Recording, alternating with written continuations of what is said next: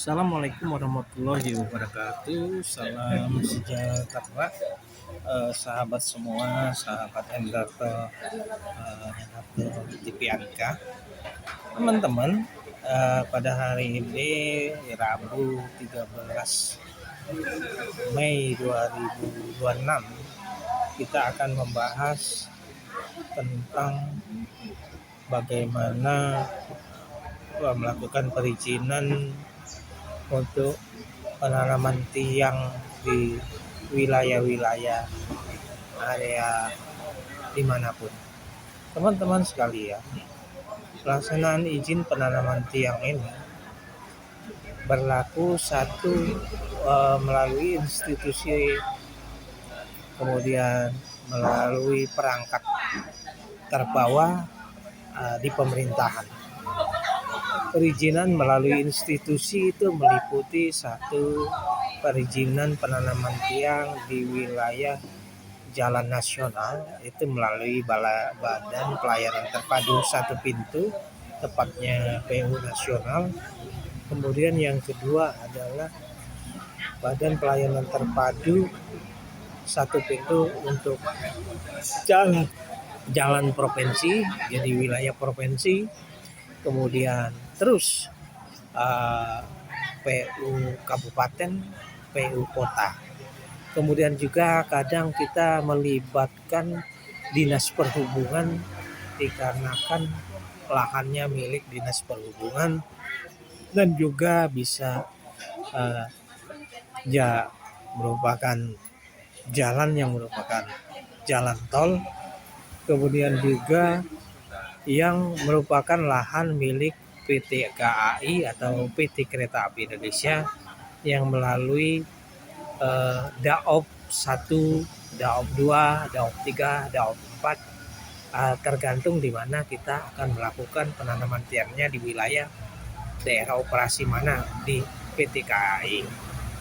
Tetapi dalam hal ini kita akan menjelaskan mengenai perizinan di wilayah terkecil, yaitu meliputi wilayah kelurahan atau juga pemerintahan setempat, merupakan wilayah desa atau juga disebut juga wilayah padukuhan, atau juga meliputi wilayah dusun, atau juga meliputi daerah padukuhan, atau juga melewati daerah kuwu. Jadi dalam hal ini izin yang kita lakukan di penanaman tiang ini yaitu perizinan di area warga, rukun tetangga dan rukun warga. Teman-teman sekalian, dalam hal perizinan kita tidak bisa izin hanya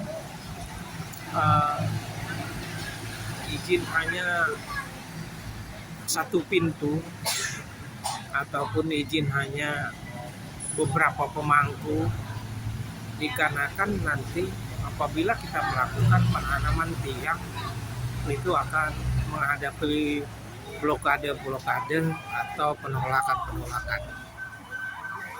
Jadi teman-teman sekalian, izin penanaman tiang itu harus dijelaskan secara detail, dan kalau bisa dilakukan sosialisasi kepada warga bahwa penanaman tiang kita ini terdiri dari tiang 6 meter, 7 meter, 9 meter, 11 meter, yang mana jarak antara tiang 50 meter, tetapi fleksibel dikarenakan kondisi, karena enggak setiap perumahan atau area tertentu itu jarak antara rumah itu teratur, apalagi rumah perkampungan atau rumah yang bukan dibangun oleh developer. Jadi izin-izinnya apabila dibangun perumahan itu oleh developer, jadi harus juga izin developer selain rukun warga dan rukun tetangga dan warga. Karena kalau masih di bawah developer atau pengembang perumahan properti, maka itu apabila kita tidak izin developer, maka kita tidak akan bisa menanam tiang di wilayah tersebut. Selain itu harus betul-betul jangan sampai tidak tersampaikan bahwa kita betul-betul nanam tiang yang 6 meter, 7 meter, 9 meter atau 11 meter itu, yang mana tiang ini nanti ditanam 1 meter 20 cm, yang mana akan dicor 30 cm di bawah permukaan tanah, 30 cm di atas permukaan tanah, dan kemudian juga diameternya adalah 30 cm, teman-teman.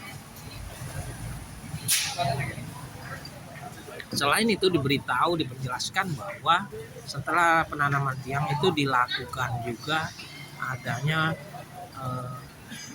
penarikan kabel fiber optik, di mana penarikan kabel fiber optik ini akan ditarik setelah tiang-tiang terpasang. Tetapi kadang-kadang dilakukan penarikan kabel juga sebelum adanya tiang. Jadi banyak fungsi sekali. Jadi penarikan kabel itu bisa dilakukan setelah atau sebelum adanya tiang. Kemudian juga penarikan kabel ini setelah semuanya kepasang, untuk pengecorannya itu dilakukan setelah kabelnya terpasang semua. Karena apabila pengecoran itu dilakukan sebelum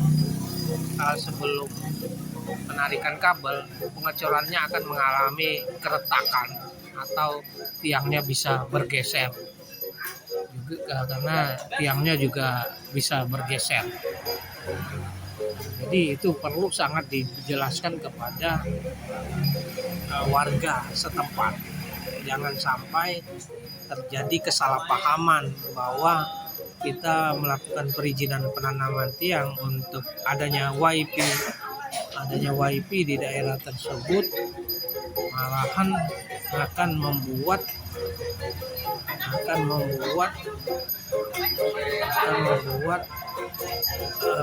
kabel-kabel tersebut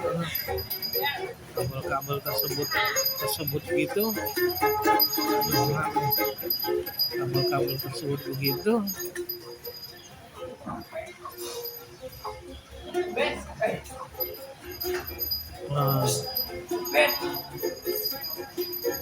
akan infrastrukturnya tidak berjalan dengan baik. Jadi betul-betul diberitahu bahwa kita melakukan penanaman tiang. Kemudian kabel yang akan ditarik itu harus tinggi, baik 4 meter atau 5 meter, sehingga mobil molen ataupun mobil dump truck atau truk-truk besar bisa melewati kabel-kabel tersebut, sehingga kabelnya tidak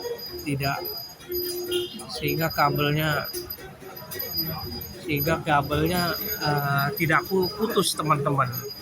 Jadi dan tidak mengganggu daripada layanan di area tersebut ataupun di perumahan tersebut, ya, atau di perumahan tersebut. Jadi betul-betul penanaman tiang ini harus diberitahukan secara detail. Apabila kita melakukan izin hanya di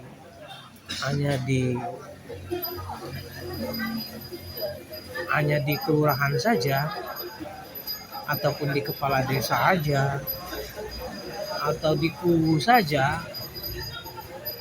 pada saat pelaksanaan akan ada penolakan dari warga. Karena kadang-kadang perizinan melalui satu pintu itu memang cepat dan lugas, tetapi dalam pelaksanaannya malah mengakibatkan pekerjaan menjadi makin lama karena banyak penolakan penanaman tiang dan menimbulkan permasalahan lagi. Jadi dalam hal ini penanaman tiang ini harus dilakukan izin